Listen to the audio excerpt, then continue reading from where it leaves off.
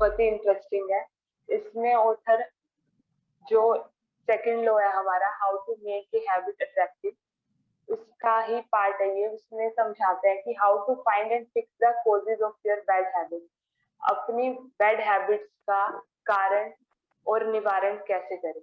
तो इसमें मेनली हम 6 पॉइंट्स में इसको समझेंगे। सबसे पहले केस स्टडी देखेंगे, उसके बाद हम देखेंगे कि कोई भी बिहेवियर जो होता है उसके कारण क्या होते हैं।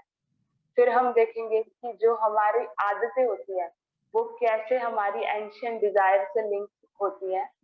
फिर हम देखेंगे कि हमारी आदतों के पीछे की साइकोलॉजी क्या होती है, मतलब कैसे हमारी आदतें बन जाती हैं। और फिर मोस्ट इम्पोर्टेंट पार्ट इस चैप्टर का, रीप्रोग्रामिंग माइंडसेट, और लास्ट में मोटिवेशन रिचुअल।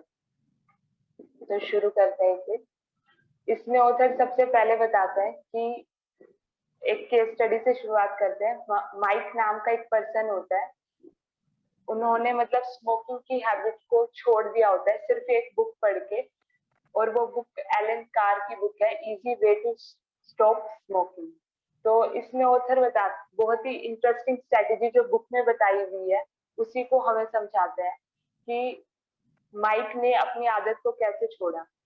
उन्होंने जो भी क्रेविंग थी, जो भी क्यूज थे, उन्हें रीफ्रेम किया। जैसे कि पहले वो क्विटिंग स्मोकिंग को क्या समझते थे कि एक सेक्रीफाइस है या बहुत बड़ी बात है, बट फिर उन्होंने सेल्फ काउंसलिंग जब शुरू की तो ऐसा कहना शुरू किया कि you think you are quitting something, मतलब अपने आप से कहने लगे कि तुम्हें क्या लगता है कि तुम कुछ छोड़ रहे हो, तुम कुछ नहीं छोड़ रहे हो, क्योंकि सिगरेट्स वगैरह ये तुम्हें कभी कुछ दे ही नहीं पाई। फिर उन्होंने कहना शुरू किया कि तुम्हें क्या लगता है कि ये सब करने से तुम सोशल दिखोगे, नहीं ये सोशल दिखने में भी तुम्हारी हेल्प नहीं करती।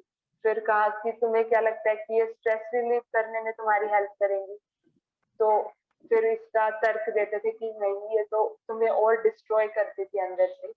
तो ओवर एंड ओवर वो रिपीट करते गए इन फ्रेजेस को, और बहुत अच्छे से दिमाग में बिठा लिया कि इस काम को करने से मुझे ये नुकसान हो रहा है, और उसके फायदे गिनाने शुरू कर दिए कि इसको छोड़ के मुझे क्या क्या फायदा होगा। कि अगर मैं छोड़ दूंगा तो मुझे हेल्थ अच्छी हो जाएगी, एनर्जी मेरी सेव होगी, मनी सेव होगा, कॉन्फिडेंस रहेगा, सेल्फ रिस्पेक्ट होगी, और फिर मेरी लाइफ जो होगी आगे की वो भी बहुत हेल्दी वेल्दी हो जाएगी। और जैसे मतलब ऑथर उनका एक्सपीरियंस बताते हैं, बाय द टाइम वो बुक पढ़ना बुक फिनिश होती है तो स्मोकिंग उन्हें सबसे रिडिकुलस टास्क लगता है इस पूरे वर्ल्ड का। तो मेन सार यही है कि सेकंड लॉ, जैसे हमने फर्स्ट लॉ में पढ़ा था कि कोई भी बैड हैबिट को के क्यू को कैसे एलिमिनेट करना है, कि उसके एक्सपोजर को कम कर दो। सोशल मीडिया को छोड़ना है तो उसके एक्सपोजर को कम करो, टीवी को छोड़ना है तो ऐसा कुछ करो कि टीवी दिखे ही ना। ऐसी जो सेकंड लॉ है उसमें भी हम क्या कर रहे हैं, बैड हैबिट को अनअट्रैक्टिव बना रहे हैं। जैसे सेकंड लॉ में गुड हैबिट को अट्रैक्टिव बनाया, ऐसी सेकंड लॉ में हम क्या सीख रहे हैं कि बैड हैबिट को अगर छोड़ना है तो उसको रिवर्स कर दो, अट्रैक्टिव की बजाय अनअट्रैक्टिव बना दो। इसके बाद जो हमारा सेकंड टॉपिक था इसमें, वो हम देखते हैं कि ऑथर बताते हैं कि कोई भी आप चीज, मतलब आप डीपली सोचोगे अपनी किसी भी आदत के बारे में, तो हर एक क्रेविंग का एक अंडरलाइंग मोटिव होता है। जैसे कि मेरी पिज्जा खाने की इच्छा हुई तो उसका अंडरलाइंग मोटिव कहीं ना कहीं अपनी भूख को शांत करना ही है। अगर मेरी मतलब सोशल मीडिया पे जाने की बार बार इच्छा होती है तो कहीं ना कहीं सोशल एक्सेप्टेंस पाना मेरा अंडरलाइंग मोटिव है। तो हर एक आदत का ऐसे ही कोई ना कोई अंडरलाइंग मोटिव होता है, ऐसा ऑथर कहते हैं। और जो भी क्रेविंग होती है is just a specific manifestation of deeper and underlying motive. जो भी हमारी इच्छाएं होती हैं किसी भी हॉबी को, किसी भी हैबिट को बार बार करने की, वो उन्हीं अंडरलाइंग मोटिव्स का मैनिफेस्टेशन होती है। जैसे कि ऑथर बताते हैं कि जो भी सिगरेट्स वगैरह या बार बार इंस्टाग्राम या वीडियो गेम खेलने की जो भी आदत होती है लोगों की, वो कहीं ना कहीं एक अंडरलाइंग मोटिव को ही मैनिफेस्ट करता है कि वो डीपली अनसर्टेनिटी को या एनेक्सिटी को या सोशल एक्सेप्टेंस उन्हें मिल जाए, अप्रूवल मिल जाए, उनको पाने की इच्छा के उसमें वो सब हैबिट्स उनकी मैनिफेस्ट होती है। फिर जो थर्ड टॉपिक है उसमें ऑथर बताते हैं कि जो भी आपकी हैबिट्स है are modern day solution of your ancient desire. इसको ध्यान से पढ़ना है इस सेंटेंस को, कि जो भी हमारी पुरानी इच्छाएं होती है या पहले की जो इच्छाएं होती है उन्हीं को फुलफिल करने के लिए हम नई नई आदतें बनाते रहते हैं। तो new version of old vices, ऐसा ऑथर कहते हैं। मतलब इच्छाएं तो वही रहती हैं, बट कभी उस इच्छा को सेटिस्फाई करने के लिए हम कोई आदत का सहारा लेते हैं, कभी कोई आदत का। तो कहना वही है कि एक अंडरलाइंग मोटिव हमेशा सेम रहता है, तो उसको हमें आइडेंटिफाई करना है। जैसे अगर मेरे को लोनलीनेस फील हो रहा है, तो उसको एलिमिनेट करने के लिए, उसको रिमूव करने के लिए या कहीं उसको टैकल करने के लिए मैं या तो सोशल मीडिया का सहारा ले सकती हूँ, या फिर मैं अपनी उसी टाइम पे जो भी मेरी हॉबी है उसको और अच्छे से नर्चर कर सकती हूँ।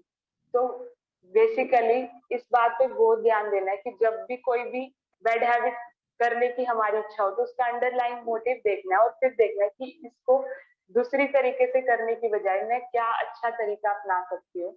और जैसा ऑथर कहते हैं कि हर अंडरलाइन मोटिव को एड्रेस करने का अलग अलग तरीका होता है। जैसे किसी को स्ट्रेस रिड्यूस करना है तो कोई तो स्मोकिंग का सहारा लेता है, और कोई उसी टाइम पे एक्सरसाइजिंग या जॉगिंग का सहारा लेता है। बैड हैबिट्स को रिमूव करने का सबसे मेन पॉइंट हम लिख लें कि उसके अंडरलाइन मोटिव को आइडेंटिफाई करना है। They are just the method you learn to use. मतलब ऑथर कहते हैं जो भी हमारी करंट हैबिट है, ये भी बात बहुत इंपॉर्टेंट है कि हमारी जो करंट हैबिट है वो हमारी किसी ना किसी प्रॉब्लम को सॉल्व करने के लिए बनी हुई है। अगर हमें लगता है कि इस आदत से हमारी ये प्रॉब्लम सॉल्व हो रही है, तो फिर over and over again and again हम उसे करते जाते हैं। और उसको करने के पीछे का रीजन क्या होता है कि हमें लगता है कि उससे हमारी प्रॉब्लम सॉल्व हो रही है। तो एक और जो कंक्लूजन निकल के आया कि जो भी हैबिट है वो हमारी प्रॉब्लम सॉल्व करने के से एसोसिएट करके हम देखते हैं हमेशा उसे। तो इसी से हमारा टॉपिक फोर्थ निकल के आता है कि our behaviour is heavily dependent on these prediction. अगर हमें लगता है कि इस काम को, इस हैबिट को करने से हमारी ये वाली प्रॉब्लम सोल्व हो जाएगी, हम ऐसा प्रेडिक्ट करते हैं, ऐसा एंटिसिपेट करते हैं, तो फिर हम उसको हैबिट बनाए रखते हैं।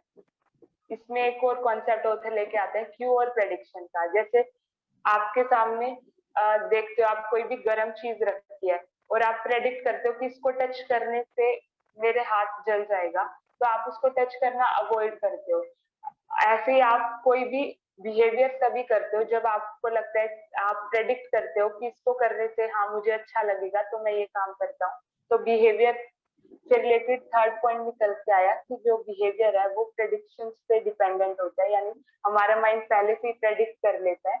तो मेनली दो बातें हमने अभी तक देखी।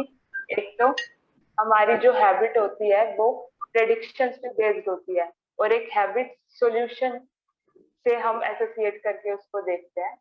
और तीसरी यहाँ पे एक बहुत इंपॉर्टेंट बात ऑथर बताते हैं कि हमारा जो बिहेवियर है वो इस बात पे डिपेंड करता है कि कैसे हम चीजों को इंटरप्रेट करते हैं। कई बार हमारा इंटरप्रिटेशन का स्टाइल अलग होता है। हम चीजों की ऑब्जेक्टिव रियलिटी जो होती है, ये वर्ड बहुत इंपॉर्टेंट है, ऑब्जेक्टिव रियलिटी, उसको नहीं देखते, हम सब्जेक्टिवली उसको इंटरप्रेट करते हैं, और फिर प्रेडिक्ट भी गलत करते हैं और बिहेवियर भी हमारा गलत हो जाता है। फिर ऑथर वही पैराडाइम वाली बात बताते हैं कि वही सेम सिगरेट, मतलब सेम क्यू से किसी को तो बहुत ज्यादा हेट्रेड होती है और कोई मतलब उसकी तरफ अट्रैक्ट होता है। तो इसमें वही कॉन्सेप्ट आता है कि हम क्या प्रेडिक्ट कर रहे हैं, हमने हमने कैसे उसको अपने प्रॉब्लम के सोल्यूशन से एसोसिएट किया है। और फिर ऑथर बताते हैं कि इन प्रेडिक्शन से हमारे मन में एक फीलिंग आती है, उसी फीलिंग को क्रेविंग बोलते हैं, जो हमारा सेकंड लो है। तो बेसिकली हम अगर ध्यान से देखें तो पूरा कॉन्सेप्ट बिल्ड करने के लिए ऑथर ने इतनी मतलब कॉन्सेप्ट समझाए, तब हम इस बात पे आए कि प्रेडिक्शन से फीलिंग जनरेट होती है और फीलिंग की क्रेविंग होती है। और फीलिंग जो हमारी होती है वो फीलिंग्स और emotions help us to decide the best course of action. जैसा आजकल हम देख रहे हैं कि फिजिकल हेल्थ अभी तक हमारा मेन मोटिव था, उस पर ध्यान देना, फिर धीरे धीरे साइकोलॉजिकल हेल्थ पे भी आए, अब तीसरी जो हेल्थ हमारी इंपॉर्टेंट बनती जा रही है वो है इमोशनल हेल्थ। तो फीलिंग्स और इमोशंस भी हमारे कोर्स ऑफ एक्शन को डिसाइड करती है। अगर हमारी फीलिंग्स और इमोशंस उस टाइम पे बैलेंस नहीं होंगे तो फिर हमारी डिसीजन करने की कैपेबिलिटी भी सही नहीं होगी। जैसा न्यूरो साइंटिस्ट एंटोनियो बताते हैं कि it is emotion that allow you to mark things as good, bad और इनडिफरेंट। तो ये बहुत गहरी बात है कि इमोशंस की वजह से हमें कोई चीज अच्छी, बुरी या फिर न्यूट्रल लगती है। तो समराइज अगर हम इसे करें तो यही कह सकते हैं कि कोई भी क्रेविंग जो होती है वो इसी वजह से होती है कि हम उस हैबिट को अपनी प्रॉब्लम के सॉल्यूशन से एसोसिएट करके देखते हैं, और उस प्रॉब्लम में भी मतलब कोई ना कोई अंडरलाइन मोटिव होता है, और उस अंडरलाइन मोटिव को हम एक अच्छी आदत से भी एड्रेस कर सकते हैं। तो किसी भी आदत को अट्रैक्टिव बनाने का तरीका उधर बताते हैं कि उसको पॉजिटिव फीलिंग से एसोसिएट कर दो। जैसा हमने माइक जिन्होंने स्मोकिंग क्विट की उनके एग्जाम्पल से समझा कि उन्होंने उसको अनअट्रैक्टिव बनाया बैड हैबिट को, ऐसे ही हमें गुड हैबिट को अट्रैक्टिव बनाना है, उसको अच्छी फीलिंग से एसोसिएट करना है ताकि हमें क्रेविंग हो उसे करने की बार बार। और जो आज के इसका मेन एजेंडा है how to reprogram your brain. तो इसमें ऑथर कहते हैं कि कई बार हार्ड हैबिट जो होती है उनको हम बहुत अट्रैक्टिव बना सकते हैं अगर हम उनको पॉजिटिव एक्सपीरियंस से जोड़ दें। ये वाला फ्रेज हमने कई बार सुना होगा कि नजरिया बदल दो, नजारे बदल जाएंगे। तो it is all dependent on how we perceive the thing. किसी के लिए वही चीज चैलेंज है और किसी के लिए वही बात एक अपॉर्चुनिटी बन जाती है। तो समटाइम्स एक स्लाइट माइंडसेट में हम शिफ्ट कर दें तो उसी में से हम पॉजिटिव निकाल सकते हैं। तो इसमें ऑथर कहते हैं एक वोकैबुलरी से जो हमारा फ्रेज मेनली कई बार देखने में आता है, हमें कल का टास्क हमारा यही रहेगा कि ये नोटिस करना है कितनी बार हम दिन में ये कहते हैं we have to do this, हमें ये करना पड़ता है। तो ये माइंडसेट का इशू है। ऑथर कहते हैं हमें सुबह उठना पड़ता है, हमें खाना बनाना पड़ता है। तो इसको हम रीप्रोग्राम कर दें, हैव टू की जगह सिर्फ एक वर्ड को चेंज कर दें, हम ले आए गेट टू, तो बहुत सारा चेंज हो जाएगा। क्योंकि जैसा हमने अभी देखा इससे क्या होगा, सिर्फ एक वर्ड चेंज होने से हमारी फीलिंग्स चेंज हो जाएगी, इमोशंस चेंज हो जाएंगे, नजरिया बदल जाएगा, और इमोशंस की वजह से क्रेविंग्स वाली बात वही चीज अट्रैक्टिव लगने लगेगी, ऐसा उत्तर कहते हैं। जैसे हम ऊपर बात कह रहे थे I have to wake up early, उसकी जगह हम करें I get to wake up early. तो इतना सा शिफ्ट होने से फीलिंग्स बदल जाएंगी और चीजें अट्रैक्टिव लगने लगेंगी, और जो चीजें हमें बर्डन लग रही थी वही अपॉर्चुनिटीज लगने लगेंगी, ऐसा उत्तर कहते हैं। तो की पॉइंट यही है कि वास्तव में क्या है कि बोथ वर्जन है रियलिटी का, कई चीजें हमें करनी भी पड़ती हैं, ये सच्चाई है, बट करनी पड़ती है उसको हम फिर और बर्डन बना देते हैं बार बार उसी वोकैबुलरी का यूज करके। तो फिर कहते हैं थोड़ा वहां पे माइंडसेट शिफ्ट करो और रीफ्रेम करो अपने वर्ड्स को। तो इस तरह हम अपनी हैबिट्स को रीफ्रेम कर पाएंगे और उनके बेनिफिट को हाईलाइट अपने आप को करेंगे और ड्रॉबैक्स को बताएंगे। तो इससे हमारा माइंड रीप्रोग्राम हो जाएगा और अच्छी आदतें हमें अट्रैक्टिव लगने लगेंगी। अब एक्टिविटी टाइम है, मतलब अब आप सबको पार्टिसिपेट करना है कि कैसे आप अपने मन को रीप्रोग्राम करोगे, कैसे अपने मन को कन्विंस करोगे अपनी जो भी आदतें आपने सोची है उसे बनाने में। जैसे एक एग्जाम्पल से समझते हैं कि जैसे एक्सरसाइज करने का मन बहुत कम का ही होता है, तो कई बार हम कहते हैं कि मुझे एक्सरसाइज करने सुबह सुबह उठना पड़ता है, एक्सरसाइज करनी पड़ती है। तो उसकी बजाय हम पॉजिटिव प्रोग्रामिंग कैसे करें कि I need to go run in the morning, और फिर कहें कि it's time to build endurance and get fast. मतलब पॉजिटिव फ्रेजेस का यूज करके माइंड में पॉजिटिविटी भेज के हम उसी बोरिंग लगते हुए काम को भी अच्छा बना सकते हैं। ऐसे कईयों को क्या होता है कि कोई भी एग्जाम होता है या फिर कोई भी चैलेंजिंग टास्क होता है उससे पहले नर्वसनेस फील होती है, तो वो होना स्वाभाविक है और उसको हम रोक भी नहीं पाते। उसको रीफ्रेम कर दें, ये कहने के बजाय कि मेरे को नर्वस फील हो रहा है, ये कहें कि आई एम एक्साइटेड, या फिर कहें कि जो भी मेरे को अभी फील हो रहा है वो एक एड्रेनलाइन रश है जो मुझे कंसंट्रेट करने में हेल्प करेगा। तो ऑथर कहते हैं ये माइंड शिफ्ट जो है ये एक मैजिक की तरह काम करेगा और ये हमें चेंज लाने में हेल्प करेगा जो भी हम हैबिट बनाना चाहते हैं। तो अब आप शेयर कर सकते हैं कि आपकी कौन सी हैबिट जो अभी तक आपको मुश्किल लगती थी, आप रीप्रोग्रामिंग की हेल्प से उसे चेंज करोगे।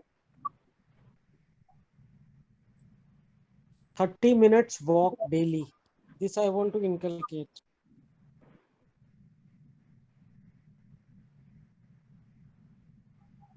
हाँ जी, तो आप इसके लिए रीप्रोग्रामिंग कैसे करोगे, मतलब माइंड की? Repeat the question, sister. आप क्या बोल रहे हैं? हम बोल रहे हैं कि इसके लिए माइंड की रीप्रोग्रामिंग कैसे करोगे आप?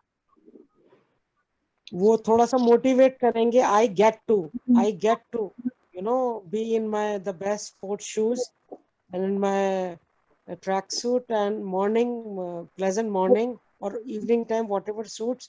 So I have to feed it in my mind that I get to get going and go for it. हाँ जी,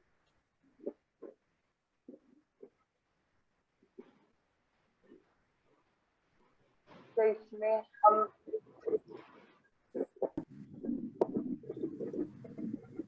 एक कॉन्सेप्ट और देख लेते हैं, मोटिवेशन रिचुअल का।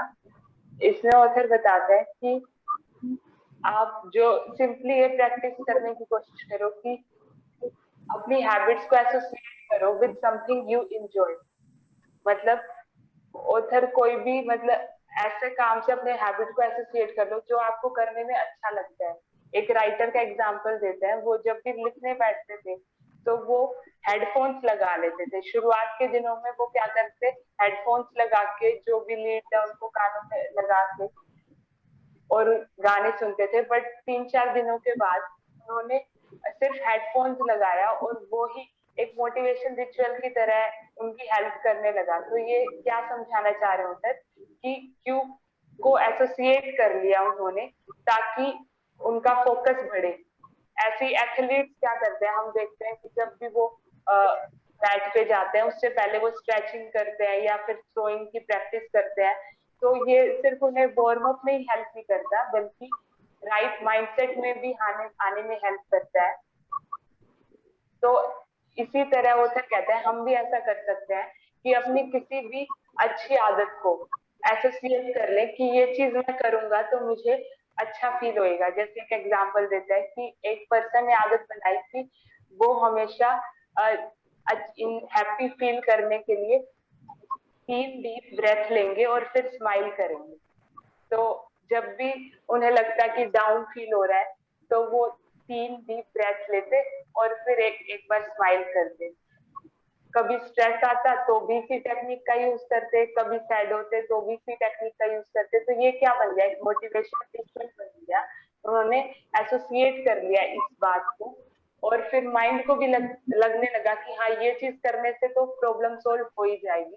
तो ये कॉन्सेप्ट ऑथर बताते हैं ये सब भी हम कर सकते हैं कि अपनी किसी भी अच्छी आदत को एसोसिएट कर लेना, रीफ्रेम कर लेना और अपने माइंड को एक तरह से प्रोग्राम कर देना कि ये करने से तो मतलब मुझे अच्छा फील होगा।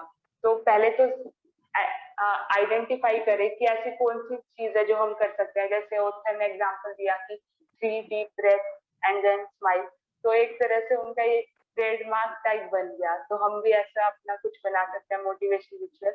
कोई एग्जाम हो या फिर कोई कहीं पब्लिक फोरम पे हमें बोलना हो तो हम उस टाइम पे ये प्रैक्टिस करें और एकदम एनर्जेटिक हो जाए।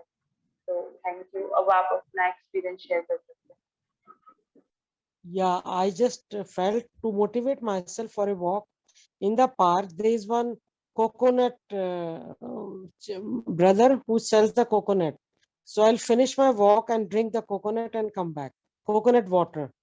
And that I really look forward. That I'm sharing to motivate myself.